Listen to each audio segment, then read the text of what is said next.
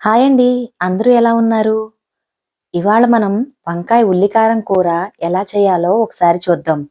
ఉల్లికారం కూర అని ఎందుకన్నానంటే, ఇందులో ఇప్పుడు వాడుతున్న మసాలాలు అవి ఘాటు, ఎక్కువ స్పైసెస్ లేకుండా సాంప్రదాయ పద్ధతిలో పూర్వం మన అమ్మమ్మలు, నానమ్మలు ఎలా చేసుకునేవారో ఆ రుచిలో చూపిస్తున్నాను. సింపుల్‌గా ఉంటుంది. చాలా టేస్టీగా ఉంటుంది. ఒకసారి చూసేద్దామా? ముందుగా లేతగా ఉండే వంకాయలను చూసుకుని శుభ్రంగా కడుక్కుని మధ్యలో ఘాటు పెట్టుకుని గుత్తి వంకాయలాగా కట్ చేసి పెట్టుకోవాలి. పుచ్చులు లేకుండా చూసుకుని ఉప్పు పసుపు వేసిన నీళ్ళల్లో వేసి ఉంచుకోవాలి. లేకపోతే వంకాయలు కండ్రెక్కిపోతాయి కదా. ఇది అందరికీ తెలిసిన విషయమే. ఇప్పుడు మనం కారం రెడీ చేసుకుందాం.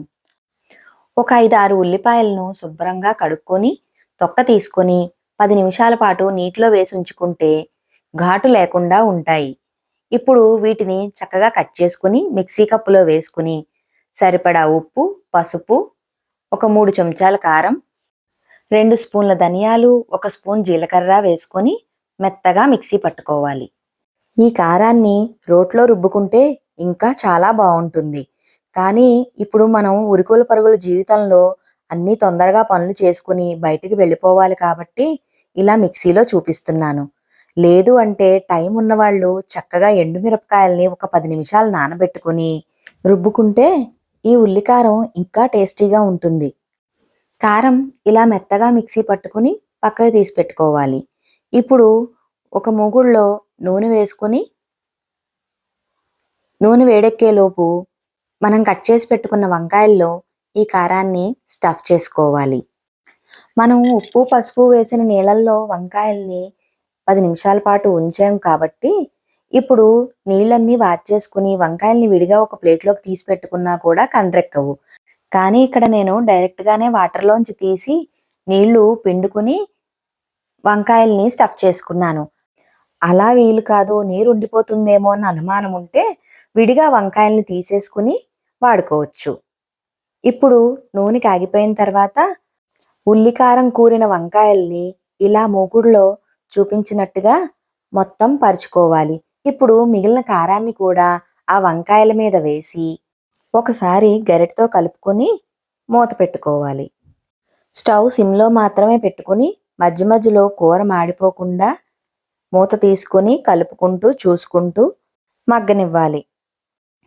చాలా వరకు కూర మనం వేసిన నూనెలో ఆ ఉల్లికారంలో ఉన్న నీటితోటి మాత్రం మగ్గిపోతుంది.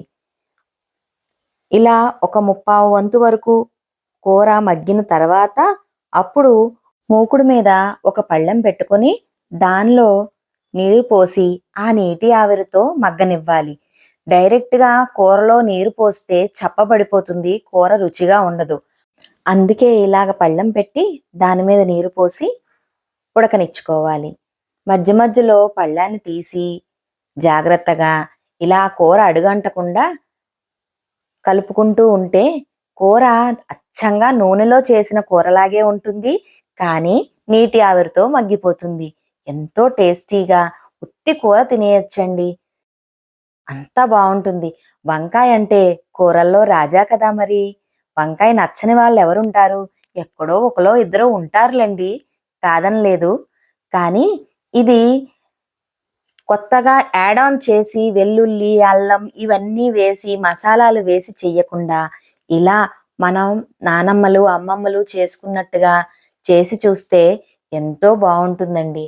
ఆరోగ్యానికి కూడా ఇబ్బంది ఏమీ ఉండదు. ఒకసారి ట్రై చేయండి. Thank you.